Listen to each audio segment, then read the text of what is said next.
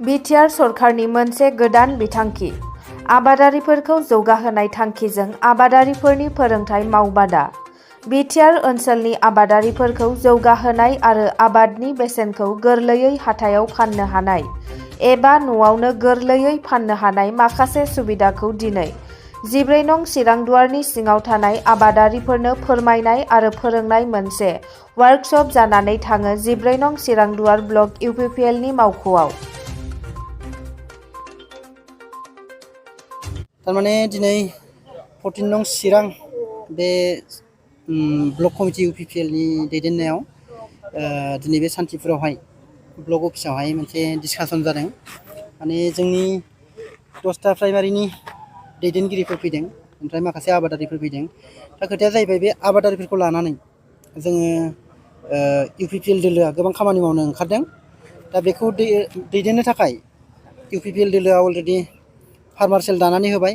बे फार्मार सेलखौ दानानै होनाय हिसाबै फार्मार सेलनि दैदेननायाव गोबां जायगायाव दा आबादनि सायाव एवारनेस प्रग्राम फैदों, खालामनाय जादों।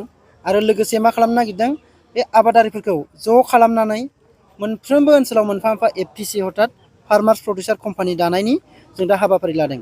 दा बेनि सायावनो एफपिसिआ मा जिनिस, बेखौ मारै दानाय जायो, बेखौ मारै आबादारिफोरखौ जों खौसे खालामनानै एफपिसिजों डेभेलप खालामनो हायो, बेफोरनि सायाव मोनसे सांग्रांथियारि मेल खालामनाय जादों।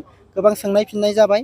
दा बिथांमोनजों बे सावरायलायनायावहाय एफपिसिनि सोमोन्दै डिटेल्सै बुजायनानै होनाय जाबाय।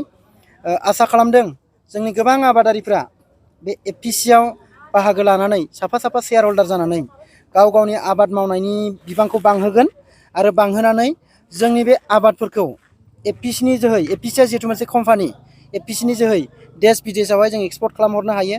दिनै नोंथांमोना नाय, गोबां जों दाउदैनिफ्राय हमनानै नानिफ्राय हमनानै गुबुन रायजोनि सायाव जों निर्भर जानानै दङ।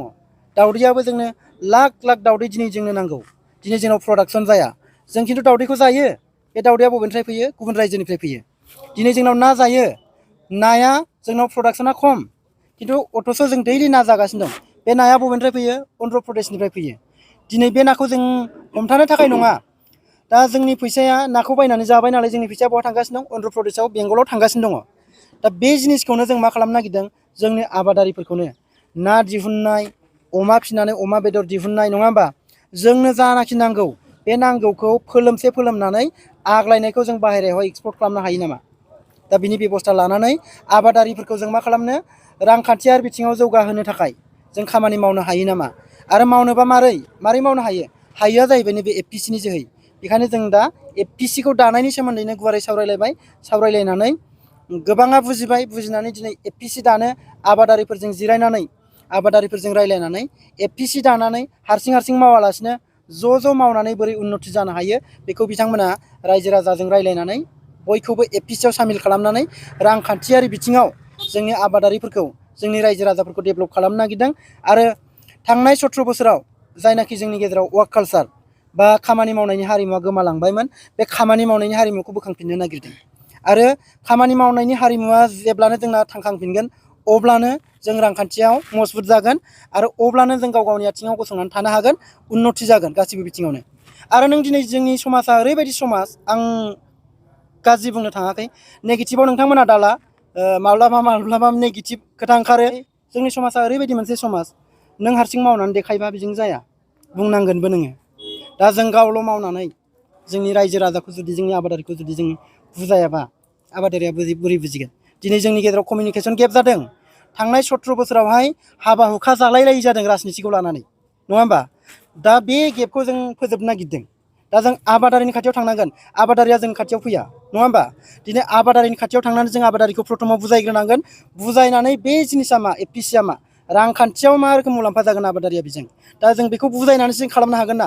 आरो बुजायनोबा जों मा खालामग्रोनांगोन? जोंनि मानसिखौ जों बुजायग्रोनांगोन, नङा होमबा?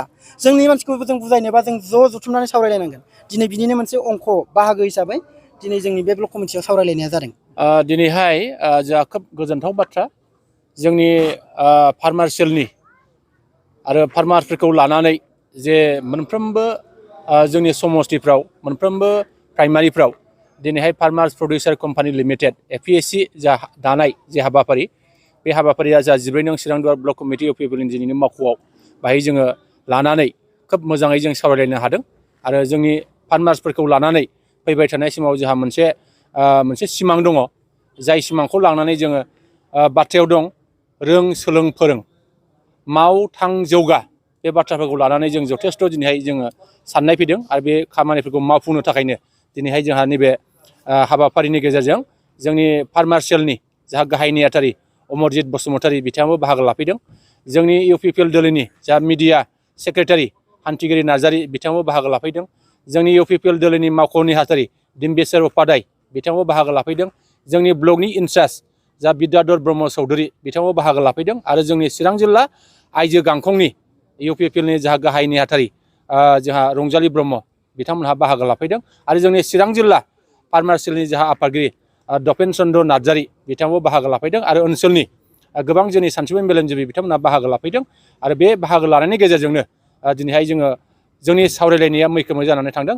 आं बिथांमोन गासैनोबो आलासिफोरनो बे हाबाफारियाव मैखोमै बाहागो लाफैनायनि थाखाय आंनि गोसो गोरबोनिफ्राय आङो बिथांमोननो साबायखर जासिबाय आरो फैबाय थानाय समाव जोङो जोंनि हाबाफारिखौ जाहाथे जोङो मैखोमै बाहागो लालायनानै जाफुंसार जानो हाथों बेखौ आङो बयनिसिमबो आसा आरो मिजिं खालामबाय।